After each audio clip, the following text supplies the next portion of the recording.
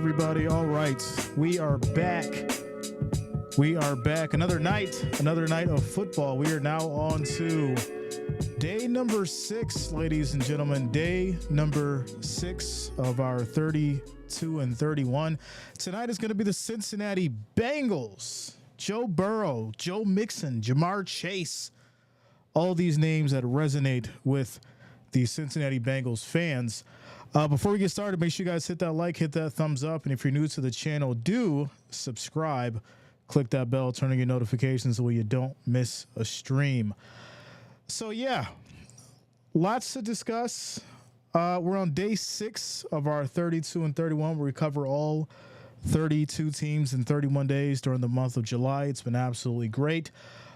We've been in the AFC North, and now obviously we're back at it with the Bengals here. Yesterday we did the Carolina Panthers. It was a kind of interesting stream because Panthers are stuck right now. But hey, that was yesterday. We're now on to today, and these Bengals will go over what to expect from them, what I think is going to happen, and of course what you guys think is going to happen as well. So make sure you drop it in the chat if you do end up watching this later, and let me know what you think. Here we go. Shout out to Tactical in the building. This is the Faith in Joe Burrow, and the poll is mind-blowing. Well, the question in the poll, if you end up seeing this later, will Joe Burrow win a Super Bowl? So if you don't catch this live, you watch it later, answer that question down below in the comments. But right now, the poll is locked in at 50%. This is going to be an interesting one for sure. Very interesting one. Oh, and it just changed. To 57%. Nosy Rosie says he already did. Unfortunately, Nosy Rosie, you are incorrect. He lost. He lost the Super Bowl, unfortunately. Or fortunately, if you're a Rams fan. So he made it. He went to the Super Bowl, but he did not win it. Nosy Rosie. So that's why the question is up. Will he win a Super Bowl? All right. Shout out to you, Forrest. What up, yo? So let's go ahead and get into this, right? Cincinnati Bengals, Joe Burrow. Over the years, to me, he has definitely been exceptional. He has been great. He is talented. He has the charisma. Joe Cool, Joe Shiesty. You know, he's in Paris with his back out. I guess we kind of have to forgive him for that one. You know, I guess if you've made it, you're a superstar quarterback, you would go to Paris too and indulge in Fashion Week. So I guess we do have to kind of give him a pass for having his back out. But we will not be giving him a pass when it comes to what he's going to do on the field next season. And the reason for that is he completely bombed last year. And he let his fans down. He let the team down. And to be honest, I think he let his legacy down, and for a couple of reasons. Everyone knows right now that the issue with Joe is going to be injuries, right? He's plagued with injuries for the most part. Now, does that affect his talent per se? No, I don't think so. I think he, still has a decent arm. I think he's still able to be mobile and move around when he needs to be. But I do think that the injuries are going to be a significant part of what he's able to do moving forward.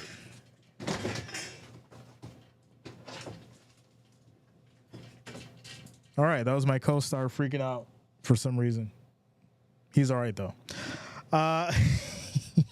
Shout out to Tyrone says, winning isn't everything. It's the only thing. That's a fact, right? The reality is this. There's going to be a lot of excuses made. There's going to be a lot of, I want to say, things that we can replace in performance. Well, this happened because of this and da-da-da-da. I think the most important part is a lot of the issues came from Joe Burrow trying to play through and just get through, this season while having those injuries. And you guys know I'm not going to keep beating a dead horse, but if you know that you're injured, take the time off, become better, because you going back out there is not only hurting your team, but it's also hurting the chances for your offensive coordinator, your coach, to basically figure out how to game plan for you not being available. So when I look at everything that Zach Taylor's done with this team, I would say for the most part, before coming into today's video, I had the Bengals at, a solid B. Then last season happened, and I was blown away by, how terrible they were. So then getting into, obviously, Browning coming in after Burrow goes out, and he's able to do as much as he could with what he had. And then there was some moments where, people thought that Browning could essentially take this Bengals team down the road and maybe something could happen, but obviously we've seen that it didn't. The defense that he was going up against was just too much for him. We also seen, Joe Mixon do very well, right? Joe Mixon did great. Unfortunately, it just wasn't enough. Jamar Chase was kind of having his season where, he was doing good, and then things started getting kind of weird, and then you could kind of see the diva in him coming out, which we see that in all wide receivers. It's not just him; it's all of them. And I get it, because at the same time, that you're a superstar wide receiver. You want your quarterback out there to be able to throw you these passes. You want to go out there and win. You want to be competitive, and unfortunately, that. Your quarterback is not going to be there for you, and you feel a certain way. So I kind of get it. And then we look at, Boyd, the situation with Boyd and things like that. And, the wide receiver group, I guess having some kind of and don't, beat me up on this, and you can correct me if I'm wrong, but I do think the wide receiver room was, having a little bit of a meltdown. There was a little bit of a, locker room sorrow going on with the wide receivers. And that's why, I think there's a chemistry and balance with the wide receivers right now. But yeah, let's go ahead and get into the schedule. We'll start with last year. We'll go through those specific games, and then obviously we'll go through, the upcoming season, and then we'll obviously get to the stats and all that good stuff. But before I do, let me hop into this chat with you guys. Shout out to the Wrench Gang. Shout out to the family. Much love to all of you. Immortal says, no, not with Justin Fields in the division. Ooh. Tactical says, Jay, are the injuries a problem? They're the biggest problem. If you take away the injuries, then you put Joe Burrow in the best chance possible to go out there and potentially repeat. And I think that's always a shadow that's going to be hanging over his career if he never goes. If he would have never been injured, he has a high probability of going to the show again. And unfortunately, we'll never get to see that because of just that fact, the injuries. I can't sit here and say, well, he was just playing terrible, or, he was making bad decisions out there and he was throwing picks. And I can't really say that, because for the most part, I do think that Joe Burrow has a different level of IQ from most quarterbacks that we've seen in the time span that he's been in the game. But all the talent, right? All the great decision making, all the reading of the defense and everything that we appreciate from Joe Burrow gets overlooked because he can't play, because he's out, or because he's injured. And I think that's where the big thing for the Bengals look at going forward. Well, what the hell is going to happen? What is this team going to do if Burrow goes down again? Shout out to Cat Daddy. Yeah. Immortal, yeah, Browning is a dog. For the most part, listen, I was very, very surprised with Browning. And we streamed some of those games, and we had a great time. And I was sitting here, really surprised. And I thought some games, that Browning would go out there and be amazing. For the most part, unfortunately, with the way that the contract's set up for Burrow, I don't ever think, Browning would start with the Bengals. But he may get a job somewhere else, because he's decent. He's a decent quarterback, and he was great as a backup. So I could definitely imagine him having a shot somewhere else, potentially, if it were to go down that way. But yeah, let's go ahead and get into last year, and then obviously we'll break down the stats with you guys as well.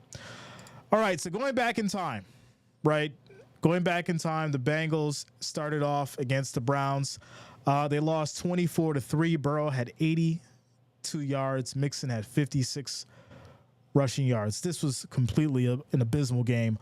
And I say that, in the lightest way possible, because I think a lot of people didn't realize how strong that Browns defense really was. Even with Burrow, having the injuries and not playing up to par, a lot of people slept on the Browns defense last year, and that's the reason why Joe Flacco was able to come in and do what he did and, lead that team to the postseason. Then obviously they take a loss against the Ravens. It was a close one, right? 27-24. Burrow had 222 yards, Mixon at 59 on the rushing. They lose against the Ravens, and they win against the Rams, 19-16. That was a 3-point game. Then they go to Tennessee. And they lose 27-3. Burrow had 165 yards, Mixon 67. But then they come back against Arizona, right? 34-20. Burrow has an amazing game, 317 yards. So, it was very, very inconsistent last year. And this was obviously due to the injuries that Burrow was having or Burrow was going through. They obviously go to Seattle, right? They get a win against Seattle, 17-13. They get a win against San Francisco. This is the moment where everyone thought that, well, shit, the Bengals are going to do something. They just beat the 49ers. They went to the Bills. They beat the Bills 24-18. And then things once again start going downhill, right? They lose to the Texans 30-27, 3-point game. Burrow had 347 yards that game. They lose to the Ravens 34-20. Lose to the Steelers. 16-10. They took a win against the Jags in OT 34-31. They got a win against the Colts 34-14. Win against Minnesota in OT 27-24. A lot of these games were hard, close fought battles. And obviously the numbers are there. But and also, I do have to bring this up because I did go a little bit ahead of myself. You have probably one of the biggest issues that I've seen with the Bengals, and it happened on the Ravens game or in the Ravens game. And the problem that I seen with that was you have a situation where Joe Burrow is in and he wasn't on the injury report and they're playing him. And then obviously he gets injured, right? And then he goes off and this whole controversy and conspiracy as far as why he wasn't on the injury report and that he should have been on the injury report before the game. And then he obviously gets injured by Clowney in the game and he goes out. But my question is, let me go back. There was a social media post that the Bengals had put up that showed Burrow's sleeve before the game. So obviously something was wrong before the game. And then he goes into the game and he gets injured and now he's out. So, I think that issue definitely told us a lot. It told me a lot for the most part, because even if you go into the whole scheme of saying, all right, it's a conspiracy, the NFL, Vegas, and all that kind of stuff, going into this game, if you don't have Burrow starting, well, yeah, the odds change dramatically, right? You put Burrow in, obviously the people who believe in Burrow and bet on the Bengals and all that kind of stuff, yeah, they're going to put their money there because Burrow's in. He's going to go out there and win for him. So, there's a lot of different ways you can go about it. Deleting social media posts and all that kind of stuff. It's kind of weird as an organization. Why would you do that after the situation? And then the league coming back and saying that, hey, we've investigated ourselves and we found that we have done nothing wrong. It's a little crazy. We'll call it Sleevegate. Shout out to you, Mordo. I'm just saying, listen, I'm not, this is even my opinion. I'm just telling you what it is. These are the facts. They put up the social media post of Joe Burrow before the Ravens game. He had the sleeve on, showing that something was wrong. And then it all comes out that he should have been on the injury report, and then he gets injured on the field and then leaves. So, hey, you can process it or think about it however you want to, but those are the facts. And, when you have those kind of situations, it does make you question what the hell is really going on. But we'll keep going forward. Obviously, Browning comes in for Burrow. They then get a win against Jacksonville in OT 34-31. They get a win against the Colts 34-14. Win against Minnesota 27-24. Now, what I call this for Browning is kind of that, that hype, I'm in, I'm focused, I want to be next man up. And so you have a situation where Browning comes in and he's on fire, he's ready to go. But then you run into Pittsburgh. You put up 335 yards, but you still lose 34-11. Then you go into Kansas City, you lose 25-17, and then you get a surprising win against the Browns, 31-14. So, the way that this looks to me, right?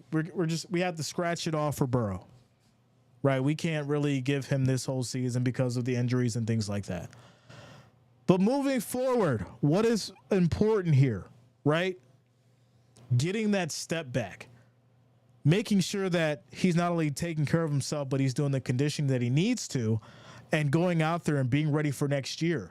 The question is right now is whether or not Joe Burrow is going to win a Super Bowl.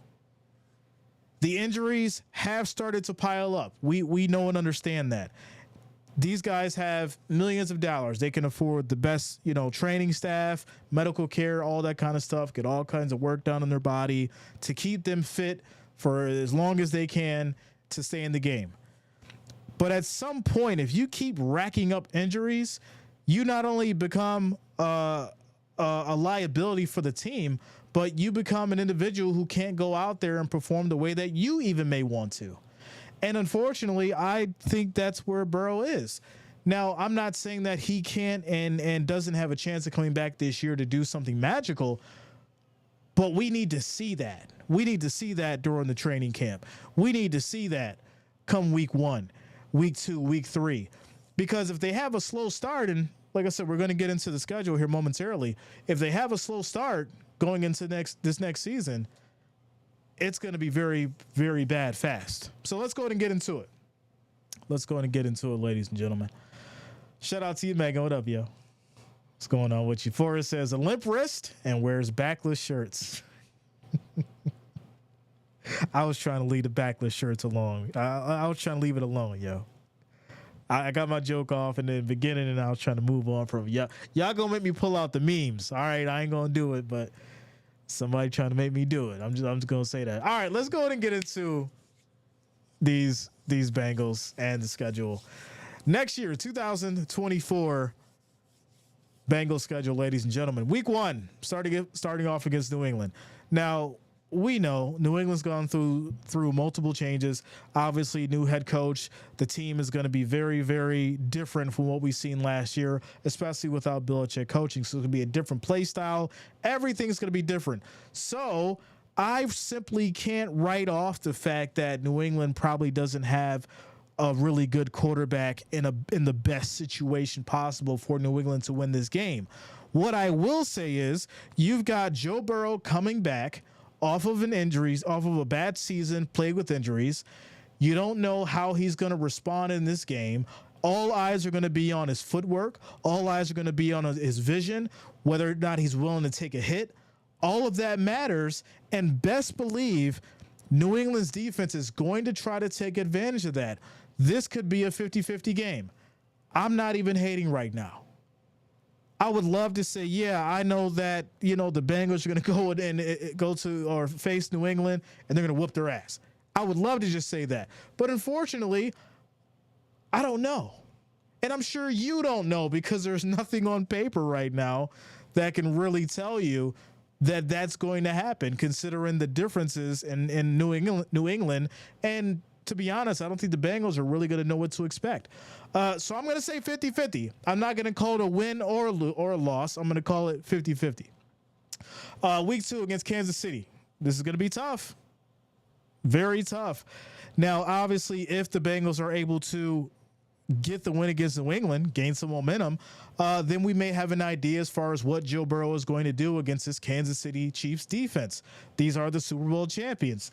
They take these kind of games very serious. They always play up to opponents.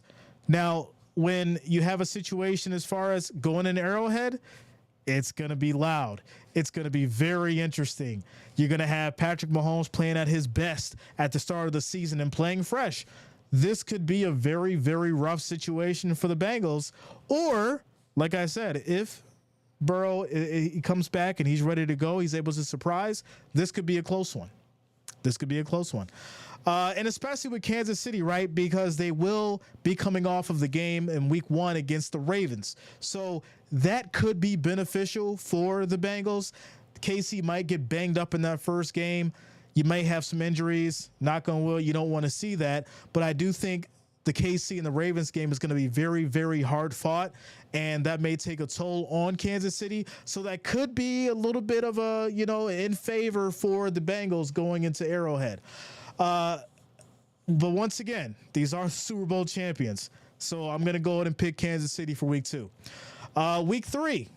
They got the Commanders. I think this would be a good one. Commanders are definitely going into, a different year, different squad as well, different culture. So they may not be fully developed in that team yet.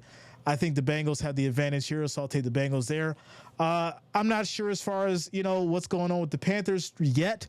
I don't think that Bryce Young has really figured out, his identity and what this team is going to be able to do with him based on his strengths and weaknesses. So I'm going to take the Bengals there.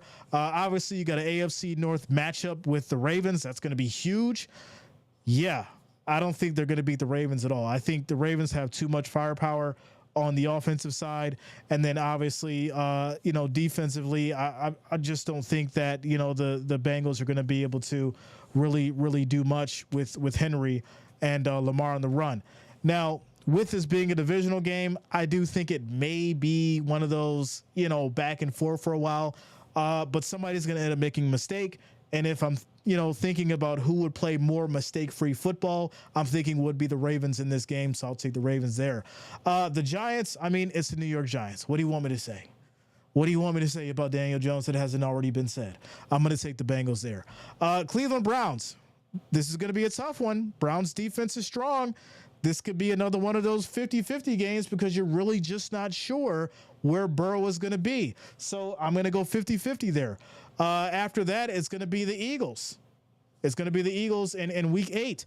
Now, we've been having this discussion as far as Jalen Hurts and this team specifically in regards to what they've been able to do over the last couple of years. I really feel like Jalen Hurts is not going to be the same quarterback next year. And I say that because the offensive line has changed, his personnel's changed, the chemistry has changed. Yes, we're going to see the tush push. Yes, the defense is going to make a couple plays. But at the same time, I think that Jalen Hurts is going to need more than just that tush push to work this year because defenses are going to figure it out.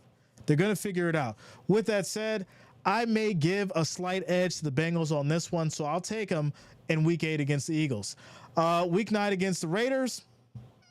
I think this may be a defensive battle, but offensively, I'll probably give the Bengals a better advantage on that one, so we'll go Bengals there. And then they face the Ravens again in week 10. So what are we thinking here? You potentially lose the first one. Can you fight back in the second one and get a close victory? Is Burrow up to the task? Is the team, moving in a way that they have momentum going into week 10 against Baltimore? That's going to be a question that we have to get into. So that's a 50-50 for me. Week 11 is going to be against the Chargers. What's going on with Herbert, right? We're going to get into Herbert and company in the next couple of weeks. But, for the most part, things have changed there too, right? He's lost a couple of his most important wide receivers. So things are definitely going to change for the Chargers as well. So how do you go into this game thinking that Herbert is going to still put up the amount of points that he normally does when he has these situations where it's all offense just bombing back and forth? This could be a very tough year for Herbert. Well, we'll see.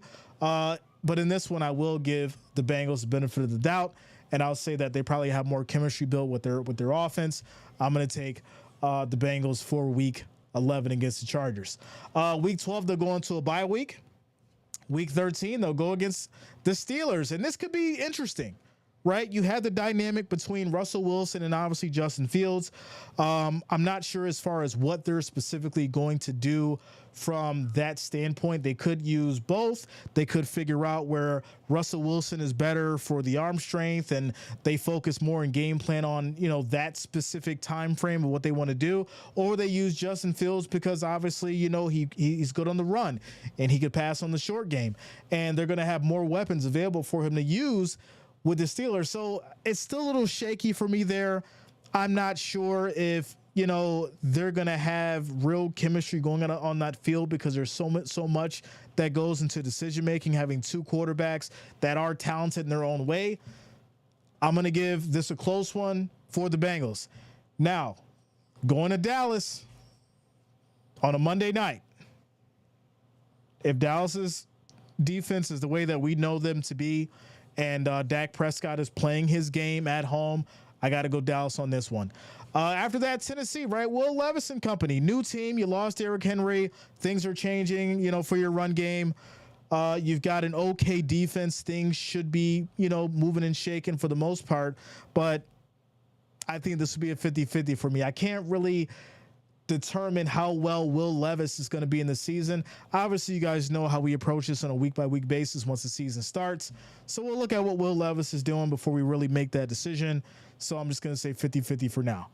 After that, week 16 is going against the Browns again. That defense, that divisional rival thing going on. I don't see it happening against the Browns. Could be wrong, could be a close game, but we're talking end of the season where these games most likely have playoff implications. So I'm going to side a little bit more with the Browns on this one just because of that defense. Week 17 against Denver, I'm going to take the Bengals. And then obviously the repeat against the Steelers, and then obviously the same situation. Preseason will be against the Buccaneers. Then they'll go against the Bears and then the Colts. So yeah, that's your schedule, ladies and gentlemen. That's your schedule. And I will say this: it's not that I think that it's too challenging. I think it's the right mix for Burrow coming off of an injury, trying to get back at it, trying to gain some momentum for the team, trying to get this team back to a playoffs, back to a championship, potentially back to a Super Bowl. I think this could be the season where he does it. I think he has the team to do it. I think that the schedule would permit it. The only thing it's going to really boil down to is whether or not he's able to stay away from the injuries and play his game. But let's go ahead and get into the depth chart because that's next. All right. Bengals depth chart, ladies and gentlemen. Joe Burrow, Zach Moss, Jamar Chase, T. Higgins, Jermaine Burton, Mike Gesicki, Orlando Brown, Cordell Volson, Ted Karras, Alex Kappa, and Trent Brown. Now, as far as when we get into the secondary, obviously you got Jake Browning, Chase Brown, Trenton Irwin, Andre Lazovis, Charlie Jones, Drew Sample, Jackson Carmen, Cody Ford, Trey Hill, Jackson Kirkland, and Amarius Mims. Now, we know that Zach Moss actually did wonders for the Colts. He was with the Bills, went to the Colts, and now he's with the Bengals. And I'm just glad we don't got to play him because that, you know how that goes. But as far as, Zach Moss, I think he did great things for the Colts. He's coming over to the Bengals. He should be on that same kind of train to do great. Jamar Chase, we know what to expect from him. Superstar wide receiver. If Joe Burrow can get him the ball, he's going to make you pay. T. Higgins as well, the same kind of thing. That Jamar Chase and T. Higgins combination is probably one of the best in the league. Literally one of the best. I mean, you could go back to the Cowboys. You could probably go back to, Miami. There's 4 to 5 maybe duos that you think about when you think about wide receivers in this league and that the top of the food chain. And that's definitely going to be Jamar Chase and T. Higgins. So if Joe Burrow can get these two guys the ball, they're definitely going to be a nightmare for the defense. Jermaine Burton's coming in, so we'll see what happens with him. Mike Gesicki, he's always been, someone that you can rely on and get the ball to, so that's not going to be a problem at all either. Offensive line, this is where it's really going to be the most questionable thing. Is this offensive line going to be able to truly protect and help Joe Burrow? Because Joe Burrow is going to need time. If you know and you look at Joe Burrow's game, and if you watched it over the years, which I hope you have been if you watched in the stream, then you know that as the years have went on, his step has gotten a little bit slower. So you're most likely going to see him stepping back and staying in that pocket a little bit longer and trying to go through his progressions and find the open man and get rid of that ball. You're probably going to see Zach Moss turn into more of a workhorse, because I don't think that, and I say this with the utmost respect to Joe Burrow's game, I don't think that he's going to be running as much. I don't think he's going to be wanting to take hits. And to be honest, if I had to put it into a comparison, I think that Joe Burrow is going to be playing kind of like how Tua Tagovailoa is. Tua Tagovailoa doesn't like to take hits. He rarely runs, and we know why. And I think that Joe Burrow is going to be in that same situation. And it's not a bad thing, but it does create the kind of situation where they become, I want to say, very fast to get rid of it. And they freeze up. They don't want to take the hit, right? They get rid of it, they'll check it down really fast. So we'll see how that translates moving forward into the season. We'll see, what he actually does. I would hope that we do see him still run a little bit, because you got to be mobile in today's NFL. You have to be mobile. You have to be able to move. And you may need to run out of that pocket, pick up a couple yards. You may need to find that open space and get the first down. So we'll have to see how that, affects Joe Burrow and what he does moving forward. So then moving on to the defense, you got Sam Hubbard, Sheldon Rankins, B.J. Hill, Trey Hendrickson, Logan Wilson, Jermaine Pratt, Akeem Davis-Gaither, Cam Taylor-Britt, Jordan Battle, Geno Stone, DJ Turner II, and Mike Hilton. I mean, for the most part, the defense, I can't really say anything too bad about it, but I mean, there were some real issues last year as far as, them allowing so many yards, them basically allowing certain teams to just, put up touchdowns where you knew for a fact that it was just blown coverage. There are a lot of certain situations that obviously, hopefully, should be fixed this year. And then, of course, with the running was an issue for the Bengals too. They allowed so many rushing yards. So, yeah, things need to definitely tighten up. You want to put this team in an opportunity where you can keep it close. If not, if you can't keep it close, and obviously keep it manageable. And that's where the defense is going to come into play, because I don't think Joe Burrow is going to be able to put up a whole lot of points. So the defense is going to have to step up. The defense is going to have to get those significant stops this year, to not only help the team, but I think to help the team win. And maybe you can get a couple pick sixes in there, put up some points. I think that'll be beneficial to this Bengals team, and get these guys in a position to potentially win. Special teams, obviously, you got your Evan McPherson, Brad Robbins, Charlie Jones, and Travion Williams for the punt return, kick return, and your long snapper is Cal Adamitis. So there you go. Let me hop back into these chat with you guys. Mixon is gone. Yeah, it's gonna be Zach Moss. Zach Moss, my friend. Shout out to Nosy Rosie. Says, thank you. I have the Eagles schedule. First game is August 4th. Shout out to you, Nosy Rosie. Mike Gesicki. Yeah, Mike Gesicki, man. Mike Gesicki. Base versus Myles Garrett, 32 sacks this year. Listen, Myles Garrett is a beast. I mean, you literally can't deny this guy.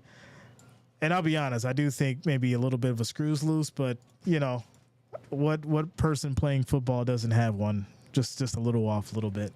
The problem is that, Myles Garrett is huge. So when you're that big and you got a couple screws loose, you can be a little dangerous, and that man is dangerous.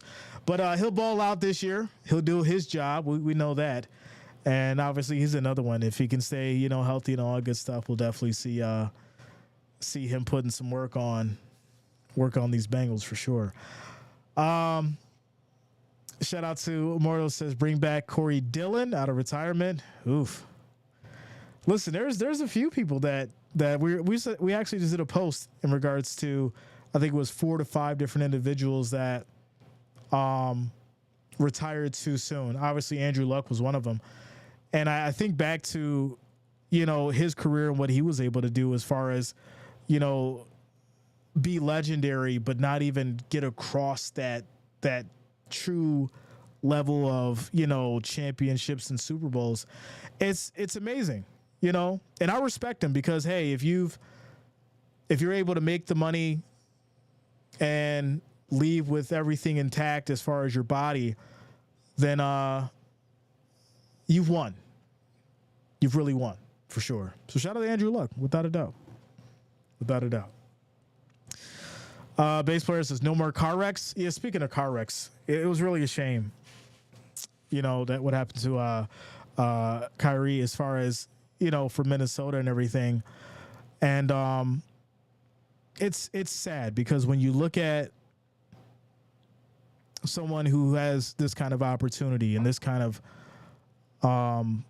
situation, right? The dream comes true. And unfortunately, you're now gone because of someone's error, someone's mistake. It's really unfortunate. It's really sad. And you hate to hear it, And that's why I always, tell people, hey, if you're going to drink, do it responsibly. Call an Uber, call for someone to help you drive or someone to drive for you. Because there's no reason why someone should lose a life because of a drunk driver. Ever. It should never happen. And, it's one of those things where you sit back and you don't want it to be that way, right? You don't want someone's life to be cut short because of somebody else's negligence or somebody else's carelessness, and that's exactly what happened. So, if you don't know about Kyrie Jackson, or if you haven't heard about him or seen him play in his highlights, go look at his highlights. Go look at what he did. And, you can see the exceptional young man that he was who made it to the NFL, whose life was cut short too soon. So rest in peace to Kyrie Jackson. And may your soul be at peace. May your soul be at peace. So the question of the day that's in the poll right now, ladies and gentlemen, is, will Joe Burrow win a Super Bowl? And out of the votes here, we have 56% of you who said no. You said no. Listen, I'll tell you this right now. I don't think that, Joe Burrow is going to have the best chance this year to do it. And I say that because of the injuries. I say that because of everything that he's been through. Now, do I want to see him have an opportunity to do it? Of course. But I think that where he is right now, based on what we see and the problems that he has with the wrist, the calf, the leg, the right calf or the left calf, whichever one it is, but both legs have issues and the wrist has issues and all that kind of stuff. And I think at the end of the day, the problem that comes with all of that is what is going to happen next. What's going to happen next? What are we going to see from him that tells us, damn, unfortunately, it's just not going to happen? We can keep our fingers crossed. You can keep your prayers, and put them all towards him and hope that he can do something this year and that he stays fine. But it's a high probability that, just like Forrest said, his best days are behind him. So now you're getting a shell of what Joe Burrow was. So, with that said, I'm not going to give up on Joe, even though he beat my Bills and I was mad about that shit. I'm not going to give up on him. I do think that, he's got more of a shot than almost anyone else in his situation for sure. So, we'll just have to see how it goes. We'll have to see how it goes, and then, we'll go from there. Yeah, don't do that to me. You try to catch me out there. Tomorrow, ladies and gentlemen, Sunday night, it's going to be the Bears. We'll be doing the Chicago Bears. We'll be going through Caleb Williams and company. That's going to be a great one. And, I think it's going to be good.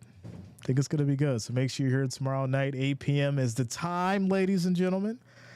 Make sure you guys obviously hit that like, that thumbs up, and subscribe if you have not. Polish says, I think Joe Burrow is going to get injured. Yeah, I mean, it's a high probability. It's a high probability. Immortal says it's too tough a division, really physical defenses. Yeah, and that's the problem, right? You think of the Ravens, you think of the Browns. I mean, that's tough. It's very tough. Them boys are physical. Them boys love to hit. And the problem is that's what Burrow's going to have to deal with next season, along with everything else that comes his way. So there you go. Cat Daddy says most Bills fans fear Joe. I don't fear Joe. Listen, I'm trying to keep this unbiased now. Don't do that, because you're going to make me reach in my bag. I'm going to reach in my bag, and you're going to be upset. I'm going to give you one, and I'm going to leave it alone. Because Joe Cool went from Joe Cool to Joe Shiesty to now Glass Joe. Y'all remember the movie Glass? He did anything. You touch his wrist, it broke. You just push it. You just push it like this, and it's broken. Glass everywhere. All jokes aside, I don't want to see anybody injured, but I'm saying the new nickname for him is Glass Joe until he gets it together. And I ain't want to have to go there, but Cat Daddy made me do it. He made me do it. It's just the reality of it. Just the reality of it. Polo says, I'm a Michigan fan, so I hate all the Ohio teams. Look, you know what's so funny is people forget that Burrow was with Ohio and then transferred out. He went to LSU. Ohio's a different organization. Ohio's different. You got to be at a whole different level to be starting for them boys. So Joe was like, I got to get the hell out of here. I got to take my talents down to Louisiana. But no, like I said, for the most part, all jokes aside, we want to see Joe Burrow be healthy. We want to see Joe Burrow go out there and do, what he needs to do for this team and for this franchise. Hopefully Zach Taylor and company can put together a proper package, for this group. And, shout out to Mortal. Yeah, he got the contract. He got paid. He got the money. Now we need to see you back it up, right? Because there's so many people who they show up for a season, they go get the bag, and then they forget to call, they forget to go into work the next day and end up calling off. So hopefully Joe comes back this year, and he's not saying that his dog ate the car keys and he's going to be late or he can't show up because he got a flat tire. He's got a cough and a sore throat and stuff like that. Hopefully we don't hear that kind of things, and he's trying to get a sick note from the doctor so he don't got to show up for a week or two. So yeah, hopefully he'll be all right. He'll be all right. So that's it for tonight, ladies and gentlemen. As far as my grade, I mean, with the injuries and everything like that, Joe Mixon being gone, defensive changes, I'm gonna give the Bengals a C+. That's my grade. I'll give them a C+ going into next season. They got an opportunity to change it. I do think that, Joe Burrow's talent favors coming into next season and doing great, but the injuries are what is the hot topic right now. So we'll give them a C+. We'll see what happens. We'll see if they can change it around. And then we'll address it once the season starts. You guys know how we do. Every week, power rankings, every week predictions. We'll be talking about it. We'll be streaming the games.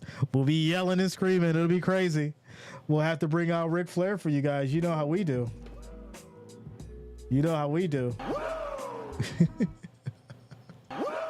One more time for my people in the back. So there you go, ladies and gentlemen. I'm about to get up out of here. We'll see you tomorrow night for the Chicago Bears. You guys know I'm keeping the content coming, keeping it pumping out for you guys. My new schedule is different now. I'm doing 3 videos a day. I'm not playing coming into the season. I told you I want the number one spot. I'm coming for it. We're going to drop videos at 11:12. So 11:12, a short midday. And then obviously we're going live at night.